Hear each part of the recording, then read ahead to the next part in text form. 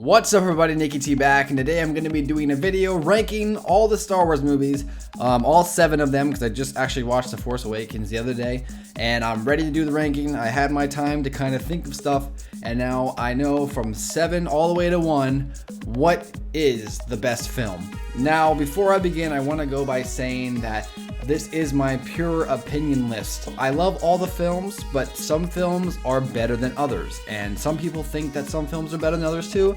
And like I said, this is pure opinion. So, if you don't agree with me, remember, there's comments below, let me know, but please try to keep it civil. From A New Hope all the way to The Force Awakens, let's do this. Episode 2 is the worst Star Wars movie because the entire thing was such a mess. In my opinion, the action scenes were boring and Anakin wasn't that likable of a character. Honestly, this is the only movie in the entire saga I just dislike. The other films at least have something that make them stand out, but this one doesn't to me. And for that, it's number 7 on this list.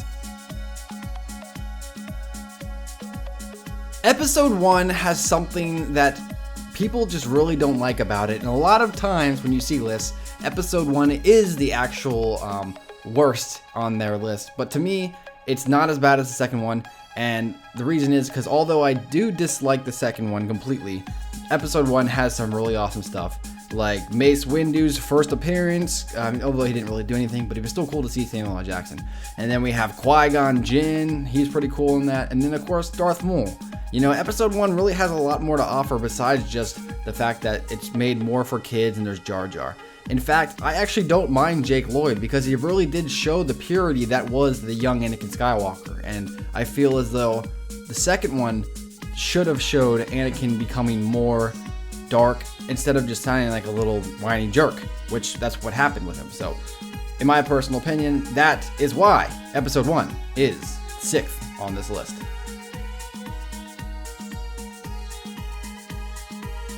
Episode 6, Return of the Jedi, is a good film that shows that George Lucas was starting to really push for the children's audience and really trying to market into that market. Sure, there were some plot holes, like in the very end when the only thing that can really protect the Death Star is the shield and only a couple of stormtroopers are actually defending it down on Endor. That was kind of something that kind of passed over people's heads, I think, when they were writing the film or whatever, but hey, that's how that goes, I guess. But besides little things like that, the film actually is really fun. It actually is the return of the Jedi in a sense. You know, it's Luke finally taking out the dark side, you know.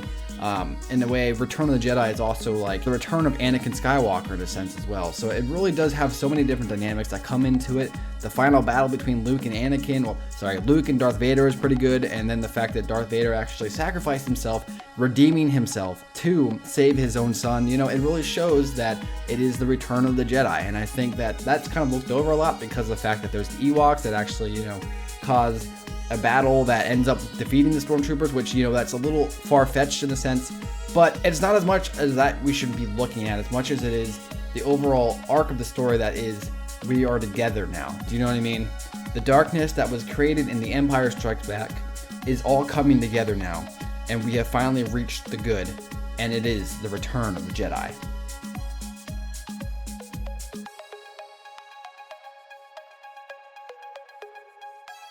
Coming in at number 4, we have Star Wars Episode 4, A New Hope, or as some people say, the original Star Wars, which makes sense because it is the original Star Wars. Without this movie, there would be no ranking list. Without this movie, there would be no other Star Wars movies. Without this movie, Star Wars would have never existed. Isn't that just insane? Just think about it. Like, just imagine a world where there was no Star Wars.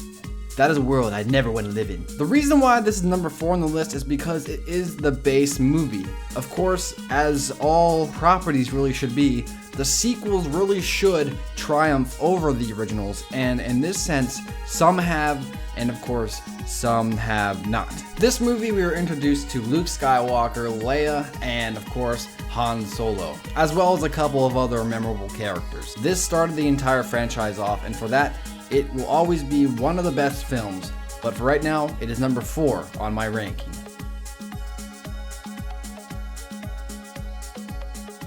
This was the return of Star Wars. This was the new hope, the thing that was gonna make us all fall in love like we did in the past. But did it exceed? I would say so, yeah, with flying colors in fact. It was definitely a very good film. It had very good characters and awesome female protagonists in there, and I really think that they really pushed out the lore factor and some stuff. Were there some plot defects here and there? Yes, of course, like at the very end, like how did Rey just know how to use a lightsaber? I understand she knows how to fight. We see that when she kicks those guys' butts. But lightsaber is different from a staff. Do you know what I mean? Like, it's a completely different situation. And when you just learn how to, you just pick up a lightsaber for the first time, you shouldn't be able to kick some guy's butt who's been training with the Force and a lightsaber for the last at least 5 years or even more than that. That just is a little bit of a plot defect that they didn't really explain. Maybe they'll explain something in the future, but for right now, that's kind of something that has really been like picking at my brain, because I was always under the idea that just because you're really powerful with the Force doesn't mean you know how to use a lightsaber, and that's something the prequels kind of showed us, but I just think they skipped over that. And plus, a couple other things. I'm not going to mention super spoilers because the movie actually just recently came out, but let's say a really major character dies in it.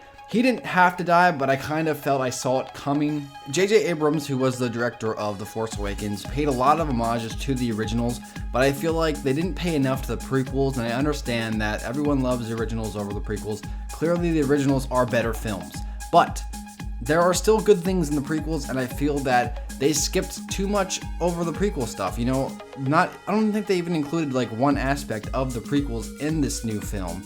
I feel like they should at least throw something in there to kind of be like tie it all together, but I feel like they're kind of leaving the prequels in the past and only really focusing on the original trilogy. And I'm not a huge fan of that because I grew up with the prequels in a sense. So I don't know, that's just me maybe. But besides these gripes, it is still a very well put together film and something that I would definitely say you should go watch, considering it's still in the theater. So everyone else saw it, so you might as well go see it too, right? It's a good starting point as well. Like, if you haven't actually seen any of the other films, you don't really have to see them to understand what's going on in this film. Of course, you know, you really don't have to watch any of the prequels. Like I said, that doesn't come into this at all. But you can still watch the originals, or maybe even just watch the 6th film and still kind of understand like what's going on in the 7th film. So that's pretty cool about this. And that is why this is number 3 on my list.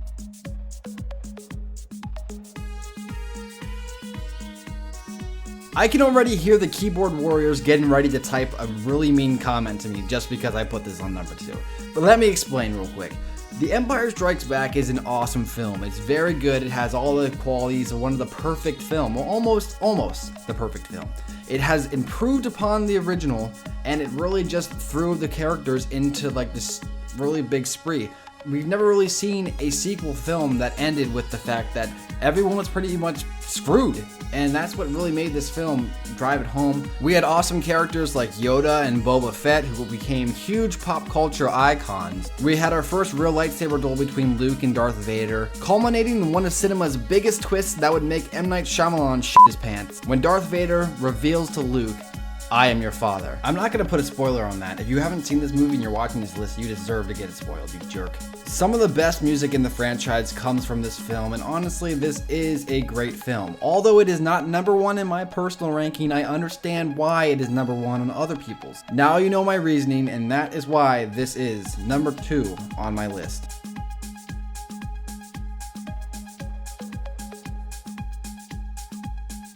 Star Wars Episode 3 Revenge of the Sith is considered the best out of the prequels, and for a good reason.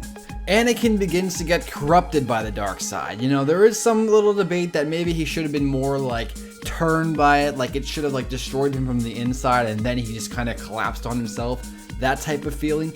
But instead he was more like manipulated into believing a certain way. However, that doesn't really matter to me because this was my Star Wars film. When I was just 10 years old, this film came out, and that's why this is really my film. I wasn't really a huge Star Wars fan until I saw this film, and this film made me into a Star Wars fan. So, of course, I could be a little biased with this movie, and I understand why people might not put this on number 1 for them. But this is my Star Wars movie. You know, everyone has their own kind of Star Wars movie. This was my Star Wars movie. I grew up with this movie. I mean, I used to go around with the neighborhood kids. We used to grab sticks and tape them up with different colors and make lightsabers out of them and literally go ham on each other and like hurt each other. Maybe, I think one guy even got his finger broken. Should I even mention the lightsaber battle at the very end between Yoda and the Emperor and Anakin and Obi-Wan? It really just brought the entire emotion that we have been feeling, that thing that we knew was coming, and it crushed it. And I think it really did an awesome job. And whatever anyone says, let's watch in Star Wars, what movie do you want to watch? I picked The Revenge of the Sith because I can keep watching it over and over again. For something about it just makes me want to keep watching. I mean, I'm kind of a sucker for the fallen hero stories. Like, I love Macbeth, and I really like the idea of Anakin falling to the dark side. It could have been done a little bit better, as you know, I've seen a couple of different things, and everything could be done better. However, in my opinion, Star Wars Episode 3 is my favorite Star Wars movie, and that is why it is number 1 on my list. But how would you rank these Star Wars movies? What's your favorite movie? Let me know in the comments below. Remember to like and subscribe if you enjoy my videos, and until next time, guys, see ya.